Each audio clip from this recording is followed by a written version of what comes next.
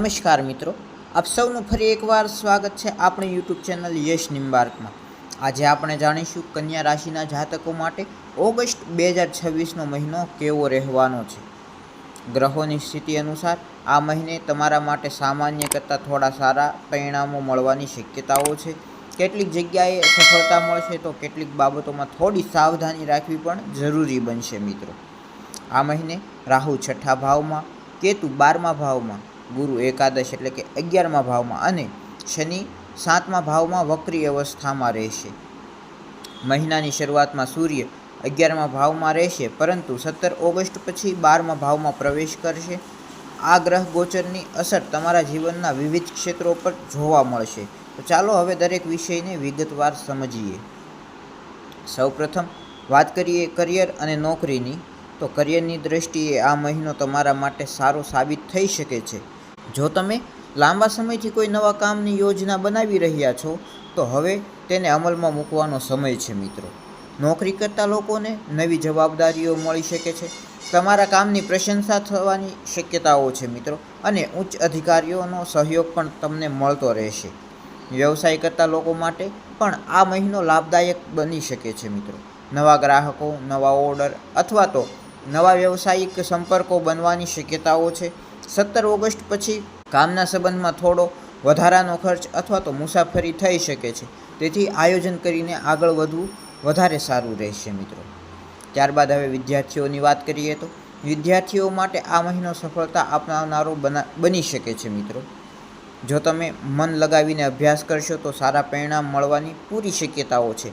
સ્પર્ધાત્મક પરીક્ષાની તૈયારી કરતા વિદ્યાર્થીઓને પણ મહેનતનું સારું એવું ફળ મળી શકે છે। જો કોઈ નવું કોર્સ, તાલીમ અથવા તો ઉચ્ચ અભ્યાસ શરૂ કરવાનો વિચાર હોય તમારે, તો આ સમયને ખૂબ જ અનુકૂળ માનવામાં આવે છે મિત્રો।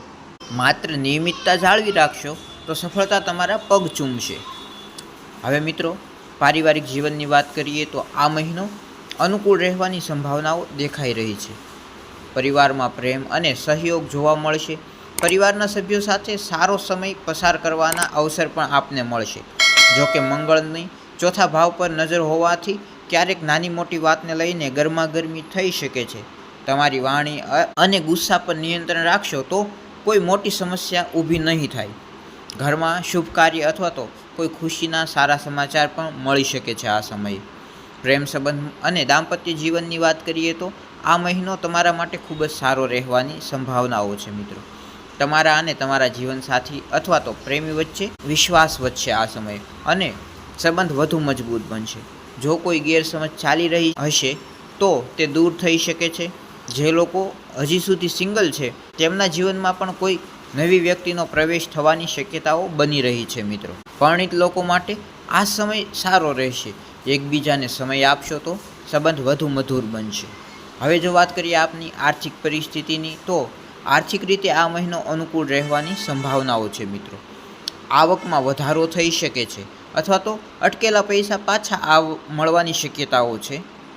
વ્યવસાયમાં નફો મળી શકે છે અને નોકરી કરતા લોકોને પણ કોઈ વધારાના લાભ મળી શકે છે, પરંતુ 12મા ભાવમાં કેતુ હોવાથી બિનજરૂરી ખર્ચ પણ વધી શકે છે।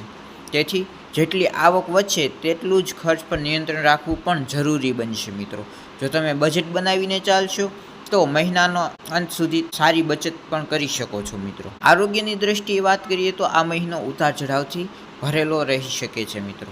મહિનાની શરૂઆતમાં બુધ અને મંગળની યુતિ હોવાથી શરીરમાં ગરમી વધવી, ત્વચાની એલર્જી, આંખમાં બળતરા અથવા તો નાની મોટી ઇન્ફેક્શન જેવી સમસ્યાઓ થઈ શકે છે મિત્રો। તેથી બહારનું વધારે તીખું અને તળેલું ખાવાનું ટાળો। પૂરતું પાણી પીવો, નિયમિત કસરત કરો અને ઊંઘ પૂરતી લો। જો પહેલાંથી જ કોઈ બીમારી હોય તો સમયસર સારવાર લેવી આ સમયે જરૂરી છે મિત્રો। જો આ મહિને કોઈ ખાસ સલાહની વાત કરીએ તો ગુસ્સા પર નિયંત્રણ રાખવું, બિનજરૂરી ખર્ચાઓથી બચવું, પરિવાર સાથે પ્રેમથી વાત કરો, કામમાં મળતી નવી તકોનો યોગ્ય લાભ લો, નિયમિત અભ્યાસ કરતા રહો અને સ્વાસ્થ્ય પ્રત્યે બેદરકારી ન રાખો। કુલ મળીને કન્યા રાશિના જાતકો માટે ઓગસ્ટ 2026નો મહિનો સારો રહેવાની સંભાવનાઓ છે। કરિયર, શિક્ષણ, પ્રેમ સંબંધ અને આર્થિક બાબતોમાં સારા પરિણામ મળી શકે છે, જ્યારે આરોગ્ય અને બિનજરૂરી ખર્ચ બાબતે થોડી વધારે સાવધાની રાખવી જરૂરી રહેશે।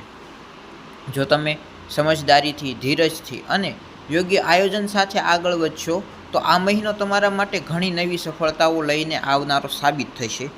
તો જો તમને આ માહિતી પસંદ આવી હોય તો વિડીયોને લાઇક કરો, મિત્રો સાથે શેર કરો તથા આવી જ તમામ રાશિના માસિક રાશિફળ જાણવા માટે અમારી ચેનલને જરૂરથી સબસ્ક્રાઈબ કરો અને બેલ આઇકનને પ્રેસ કરો. ફરી મળીશું નવા વિડીયોમાં. ત્યાં સુધી જય સિયારામ.